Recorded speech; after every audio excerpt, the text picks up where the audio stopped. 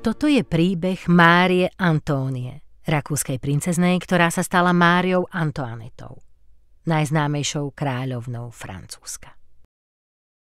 Predstavte si hlučný a elegantný dvor vo Viedni v polovici 18.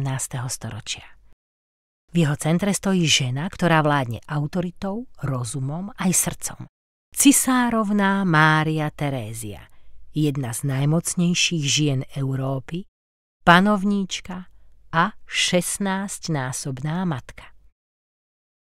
Milovala svoje deti, každé jedno. No ako štátnička vedela, že im ich životy nepatria. Riadiaca heslom "Vojny nech vedú iní, ty šťastné Rakúsko sa sobáš", zapájala svoje početné potomstvo do premyslenej sobášnej politiky, v ktorej boli jej céry a synovia dôležitými figurkami na šachovnici európskej diplomacie. A v tomto prostredí 2. novembra 1755 prichádza na svet Mária Antónia Jozefa Johanna, 15. dieťa a najmladšia dcéra Márie Terézie a Františka Lotrinského. Malá Mária Antónia vyrastá v prepichovom a láskyplnom prostredí veľkej rodiny. Jej detstvo je relatívne bezstarostné. Hrá sa v záhradách Schönbrunnu so svojimi sestrami a bratmi, obklopená učiteľmi, hudbou a slávnosťami. Vzdelávanie však nie je príliš prísne. Úsmevné je, že podľa historikov listy, ktoré písala matke, v skutočnosti len podpisovala a bežala sa ďalej hrať. Písala ich jej guvernantka. No o jej osude je rozhodnuté. V 14 rokoch sa z Márie Antónie stáva nevesta francúzskeho trónu.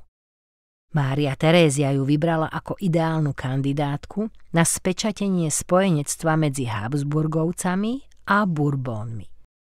Sobáš s následníkom trónu Ľudovítom Augustom nebol rodinnou udalosťou.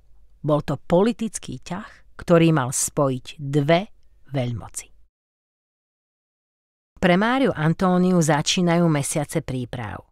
Učí sa francúzsky, tancovať, trénuje držanie tela, mení spôsob reči, chôdze, aj účes.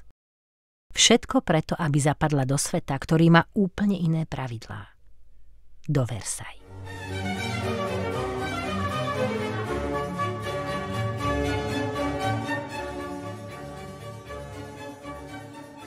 V apríli 1770 sa mladá arcivojvodkyňa rozlúči s rodinou a opúšťa monarchiu, v ktorej sa narodila. Na hraniciach medzi Rakúskom a Francúzskom ju čaká obrad, ktorý symbolizuje úplné pretrhnutie s minulosťou. Musí sa vyzliesť zo všetkého, čo je rakúske. Šaty, šperky. Ľudia z jej sprievodu zostávajú na opačnej strane. Dokonca ani psíka Mopsa si nesmie vziať. Vstupuje na francúzsku pôdu ako čistý list. Od tejto chvíle sa z Márie Antónie stáva Mária Antoaneta. Žena, ktorá má priniesť mier. O pár týždňov neskôr, 16.